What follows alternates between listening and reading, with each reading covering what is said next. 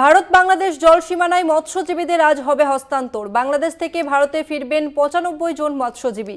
অন্যদিকে ভারত থেকে বাংলাদেশে ফিরবেন ৯০ জন মৎস্যজীবী। কাকদ্বীপ থেকে ১২ জন বাংলাদেশি মৎস্যজীবীকে হলদিয়া নিয়ে যাওয়া হচ্ছে।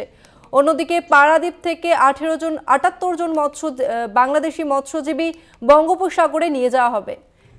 ফোন লাইনে রয়েছে প্রতিনিধি কোয়েল মণ্ডল। কোয়েল, ঠিক কি জানা যাচ্ছে?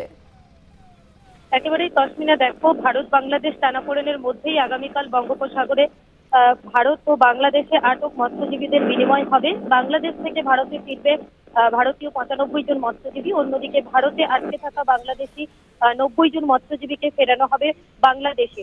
আজ একেবারেই কিন্তু কাকদ্বীপ থেকে ১২ জন বাংলাদেশি মৎস্যজীবীকে উপকূলরক্ষী বাহিনী হলদিয়াতে নিয়ে যাচ্ছে এবং অন্যদিকে পারাদ্বীপ থেকে ৭৮ জন বাংলাদেশি মৎস্যজীবীকে বঙ্গোপসাগরে নিয়ে যাওয়া হবে। এবং এই যে বাংলাদেশে আটকে থাকা ৯৫ জন মৎস্যজীবী যারা দীর্ঘ টানাপোড়েনের পর এবং দীর্ঘদিন বাংলাদেশে আটকে থাকার পর তারা বাড়িতে ফিরতে চলেছে, এই মৎস্যজীবীদের অধিকাংশেরই বাড়ি কাকদ্বীপ, নামখানা, এই সমস্ত এলাকায়।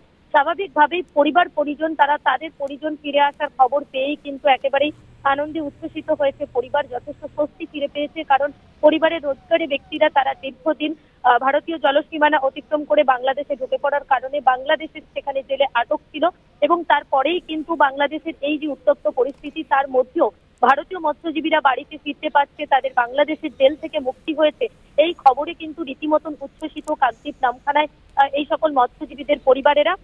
এবং আরো যেটা জানা যাচ্ছে, আগামী ৬ তারিখ গঙ্গাসাগরে ফিরে বাংলাদেশে আটকে থাকা এই যে ৯৫ জন মৎস্যজীবী তাদেরকে গঙ্গাসাগরে নিয়ে যাওয়া হবে। সেখানেই মৎস্যজীবীদের সঙ্গে এবং তাদের পরিবারের সঙ্গে দেখা করবেন মুখ্যমন্ত্রী মমতা বন্দ্যোপাধ্যায়। স্বাভাবিকভাবেই কিন্তু বলাই যায় যে ভারতীয় মৎস্যজীবীরা দীর্ঘদিন বাংলাদেশে আটকে থাকার পর অবশেষে তাদের জেল মুক্তি হয়েছে এবং তারা দেশে নিজের বাড়িতে নিজের পরিবারের কাছে ফিরছে। একেবারেই কিন্তু স্বস্তির নিঃশ্বাস ফেলছে এই সকল মৎস্যজীবীদের পরিবারের লোকজনেরা। ধন্যবাদ তোমাকে কোয়েল। আমরা কথা বললাম প্রতিনিধি কোয়েল মণ্ডলের সঙ্গে।